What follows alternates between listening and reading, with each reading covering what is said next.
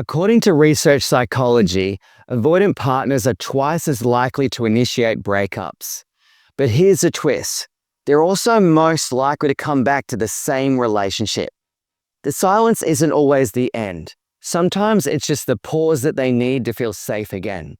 So, will your avoidant ex come back? And if they do, should you even care? The answer isn't simple, but it is psychological. Avoidant exes are one of the biggest mysteries of modern dating. They pull away just when things start getting close. They seem fine just after a breakup, and they can vanish into thin air without a zero emotional trail. But then they come back.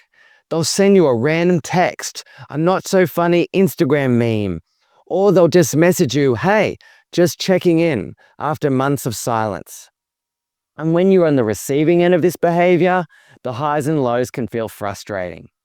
Today, we're unpacking whether avoidant exes come back, why they do it, and what it means when they do. Spoiler alert, it's not always romantic. Sometimes it's just their nervous system regulation with a hint of guilt. The first question is, do avoidant exes come back? The short answer is yes, but not in the way you think. Avoidant exes do come back, but not because they've had some grand realization and suddenly want a committed, emotionally connected relationship. They come back because enough time has passed and the emotional intensity is gone. They miss the comfort of connection without the pressure of vulnerability. They're bored or lonely and know you are a safe supply.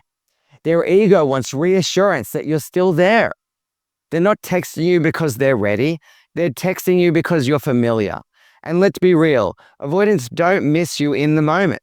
They miss you when they feel like they don't have to deal with your needs. The more you're not there, the more they want you. Question number 2.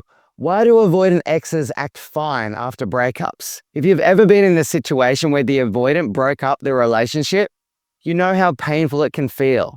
You're out here stressing, trying to keep things together, asking for communication, for closure. Well, the avoidant is simply relaxed. They act like nothing happened and just move on with their life. Avoidants have a suppressive emotional system. That means they deal with stress by shutting down, compartmentalizing, or disassociating from the emotion altogether. So when the breakup happens, especially if they initiated it, they feel relieved, safe, in control. Their nervous system gets quiet. But later, when enough time has passed, that suppressed emotion leaks in. And that's when they might reach out. Not because they've processed or grown, but because now the emotional danger of intimacy is gone. They feel safe enough to poke their head out again. Think of it like a turtle hiding in its shell. Once a storm passes, they peek out, but only if they don't sense pressure. Question number 3. When they come back, what does that actually mean? Okay, here's the brutal truth. Them coming back does not mean they're ready to be different. It often means they're seeking an emotional spike. They want attention without accountability. They're checking to see if the door is still open.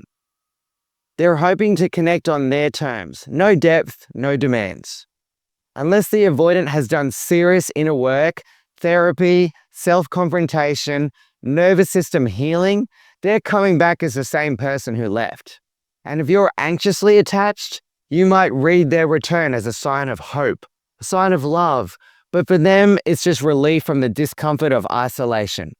It's not reunion, it's not homecoming, it's them coming back to refuel their emotional tank.